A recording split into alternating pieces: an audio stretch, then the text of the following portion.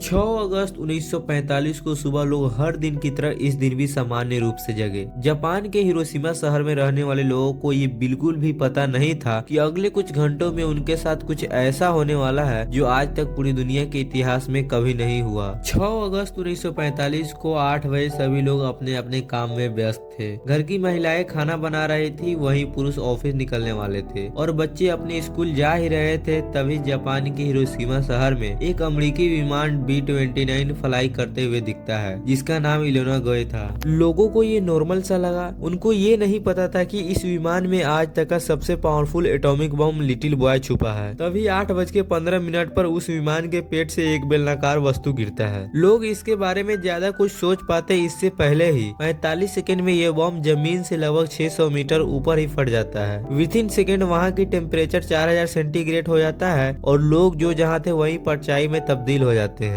ये बम इतना पावरफुल था कि पशु पक्षी को भी नहीं छोड़ा, जो जहाँ थे वहीं झुलस गए। उस समय हिरोशिमा की पॉपुलेशन लगभग 2.5 लाख थी। इस बॉम्बिंग के बाद इंस्टेंटली 70 से 80 हजार लोग मारे गए और कुछ लोग जिनकी मृत्यु उस समय नहीं हुई और बुरी तरह इंजर्ड हो गए थे, उनकी मृत्यु कुछ समय बाद हुई और मृत्यु लोगों का आंकड़ा 70,000 से बढ़कर 1,40,000 हो गया। ये दृश्य आंखें को झकझोर देने वाली थी, मगर इसके बाद जो होने वाला था वो इससे भी ज्यादा दर्दनाक था। इस बॉम्बिंग के बारे में ज्यादा कुछ पता चल पाता तभी इसके 3 दिन बाद यानी 9 अगस्त 1945 को फिर अमेरिका के द्वारा लिटिल बॉय से भी ज्यादा पावरफुल बम फैटमैन को जापान के नागासाकी शहर में गिराया जाता है, जिससे फिर हजारों लोगों की जान विद इन सेकेंड चली जाती है। लोग बेघर हो जाते हैं, हंसते खेलते खुशहाल परिवार उजड़ जाता है, बच्चे अनाथ हो जाते हैं, देश का इकोनॉमी सडनली गिर जाता है, देश में बेरोजगारी आ जाती है, भूखमरी जैसी समस्या आ जाती है। तो सवाल अब ये उठता है कि आखिर क्या कारण था कि अमेरिका ने जापान में दो परमाणु बम गिराकर वहां के लोगों और बच्चों को बेरहमी से मारा। क्या ये वर्ल्ड वार 2 को रोकने का तरीका था या शक्ति प्रदर्शन? तो चलिए समझते हैं। 28 जून 1914 को ऑस्ट्रिया के राजकुमार फ्रांस फर्डिनेंड, जो अपनी पत्नी के साथ सर्बिया घूमने के लिए आए, तो एक सर्बियाई युवक के द्वारा फ्रांस फर्डिनेंड को मार दिया गया, जिससे ऑस्ट्रिया ने सर्बिया पर हमला कर दिया, जिससे दोनों में युद्ध शुरू हो गया। जिसके बाद पूरा वर्ल्ड धीरे धीरे कर 2 गुटों में बट गया, एक सेंट्रल पावर और दूसरा एलाइड पावर। एलाइड पावर में यूनाइटेड किंगडम, फ्रांस, रसिया, यूनाइटेड स्टेट, इटली, जापान शामिल था। सेंट्रल पावर में जर्मनी, ऑस्ट्रिया, हंगरी शामिल था, जिसमें एलाइड पावर की जीत हुई और इस युद्ध का दोषी जर्मनी को बताते हुए उस पर भारी जुर्माना लगाया गया। वर्ल्ड वार 1 में ऑलरेडी जर्मनी की कमर टूट चुकी थी, लेकिन भारी जुर्माना लगाने से देश में और बेरोजगारी और भूखमरी की स्थिति आ गई। देश गरीब हो गया। लोगों को लगा ये दुनिया का सबसे बड़ा वर्ल्ड वार है, इसके बाद कोई वर्ल्ड वार नहीं होगा, लेकिन ये तो बस शुरुआत था। इसी बीच पूरी दुनिया को जीतने का सपना लेकर जर्मनी में एडोल्फ हिटलर अस्तित्व में आया, जिसने जर्मनी के राजकाज को संभाली। 1939 में उसने पोलैंड पर हमला कर दिया।